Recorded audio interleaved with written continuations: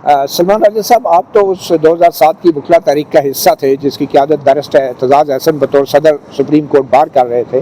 آج 80 سالہ بیرسٹر اعتزاز احسن جب وہ مشکل چل پاتے ہیں اور وہ روسٹم پہ بھی آئے اور چیف جسٹس سلفا ڈوگر نے کہا کہ یہ ان کے لیے بڑے اعزاز کی بات ہے، لیکن پھر بھی تاریخ نہیں دی اور آج انہیں چیف جسٹس کے سیکرٹری کے دفتر میں بیٹھنا پڑ رہا ہے۔ کیا کبھی سینئر وکیل کو تاریخ لینے کے لیے اس طرح ججز کے سیکرٹریوں کے دفتر میں بیٹھنا پڑتا ہے؟ اور کیا سمجھتے ہیں جو وکلا تحریک چلائی گئی تھی وہ والے ڈوگر صاحب بہتر تھے یا آج والے ڈوگر صاحب بہتر ہے؟ دیکھیے، میں نے عرض کیا نا کہ ہماری تو پوری تاریخ مجھے ایسا لگتا ہے کہ اس کی نفی ہو گئی ہے، ہر روایت کی نفی ہو گئی ہے، ہر اصول کی نفی ہو گئی ہے۔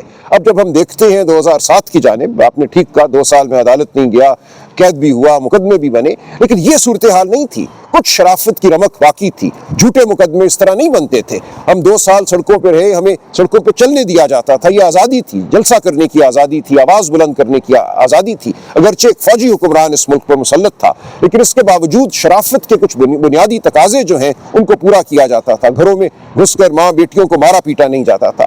آج ہم جس دور سے گزر رہے ہیں، میں بلا خوف تردید کہتا ہوں، یہ پاکستان کی تاریخ کا تاریک ترین دور ہے۔ ہو سکتا ہے ضیاء مارشل لاء کے 1-2 سال ہوں جب کوڑے لگے، لوگوں کو کسی مقدمے کے بغیر غائب کیا گیا، وہ بھی ایک بھیانک دور تھا، لیکن کتنے بھیانک دور ہیں جو ہم نے جھیلنے ہیں، جو ہم نے سہنے ہیں۔ اس قوم نے بالآخر آزادی حاصل کرنی ہے، وہ حقیقی آزادی، وہ شرافت جس کے لیے عمران خان آج جیل میں ہے۔ السلام علیکم، متی اللہ جان، ایم جے ٹی وی۔ آج اسلام آباد ہائی کورٹ میں القادر ٹرسٹ کیس میں دی گئی سزاؤں کی معطلی کی درخواست کی سماعت ہوئی۔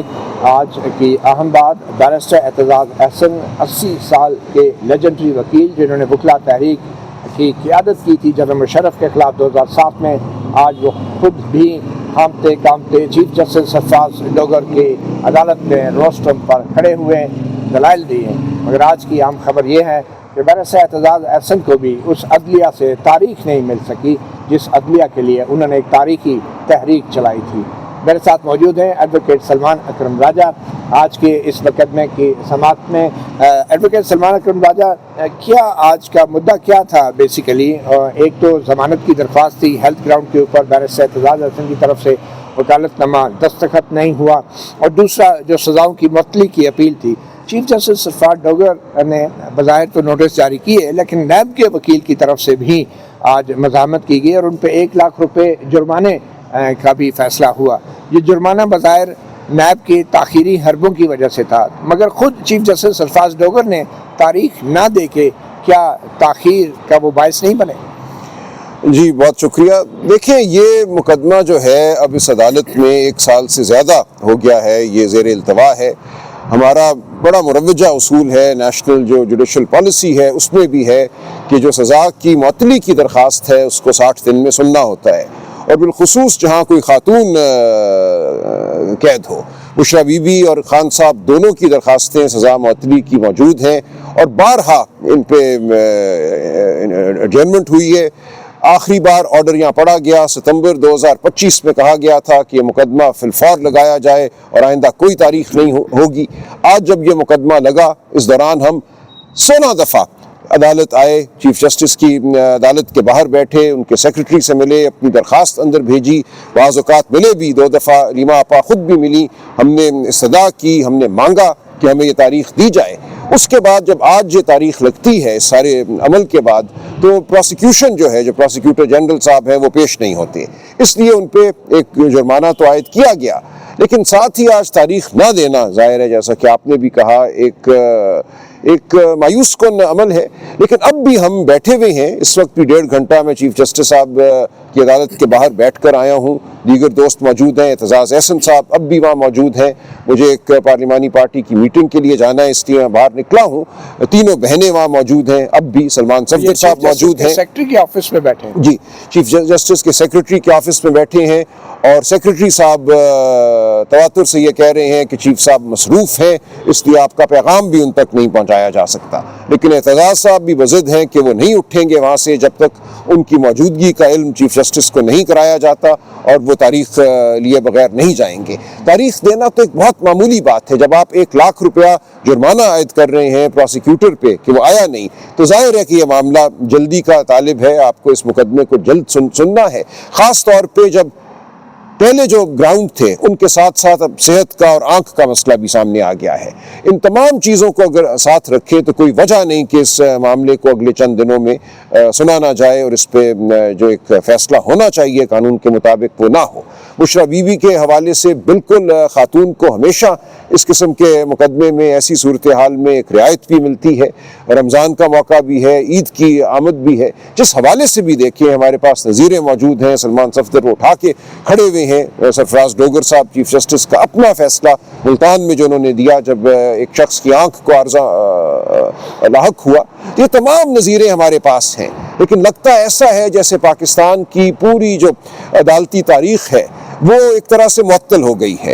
ہمارے سامنے اب بند دروازے ہیں، ہمارے سامنے اب التوا ہے، ہمارے سامنے انصاف کا موقع ہمیں بظاہر نظر نہیں آتا۔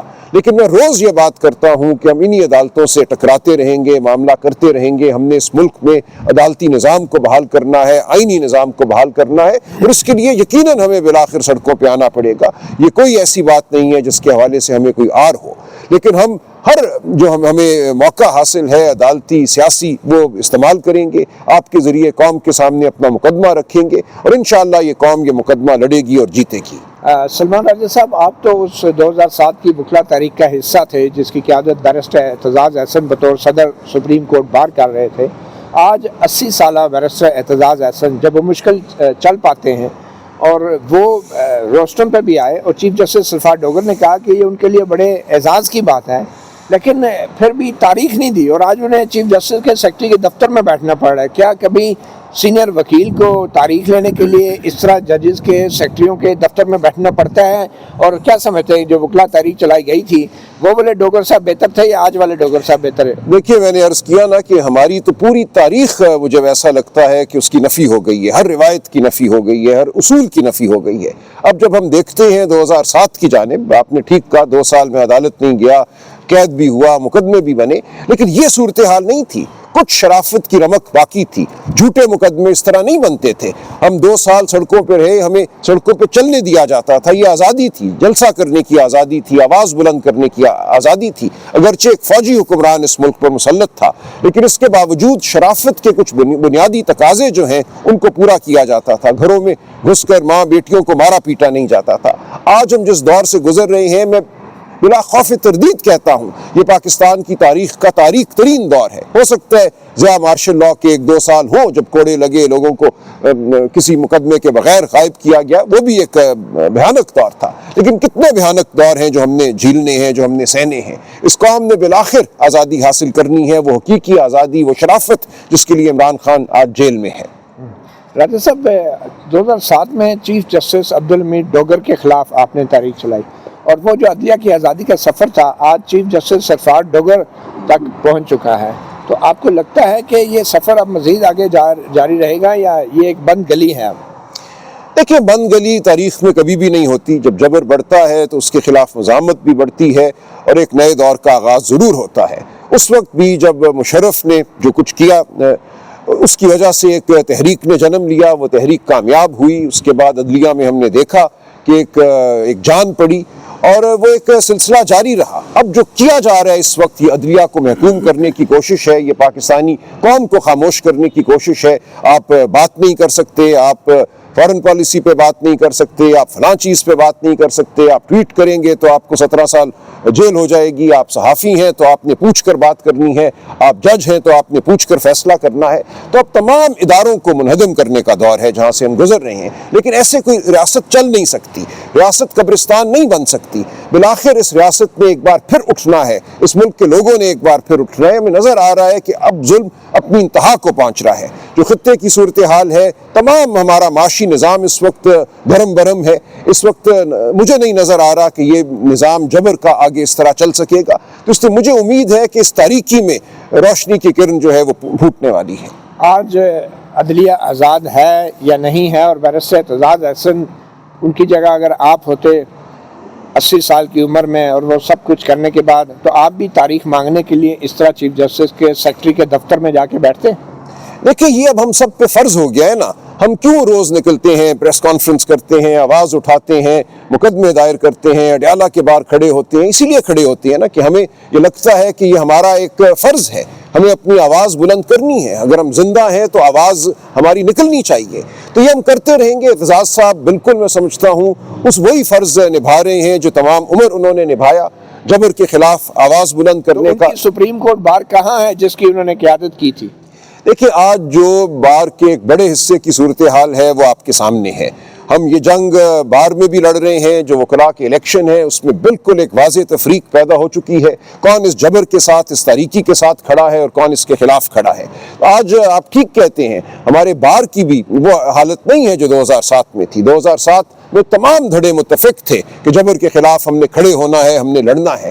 آج بہت سے بدقسمتی سے ایسے ہیں جو اس جبر سے فائدہ اٹھانے کے لیے بالکل خاموش ہیں. وہ سمجھتے ہیں کہ جبر کے سامنے سر جھک جائے گا, ان کو عہدے مل جائیں گے, ان کو وزارتیں مل جائیں گی, یا جو بھی ملے گا, انہیں ایڈوائزریاں مل جائیں گی. تو یہ ایک ثانیہ ہے جو ہماری وکلاء کی تاریخ میں یاد رکھا جائے گا. اگر آج بھی تاریخ نہ ملی تو آپ کیا کر لیں گے؟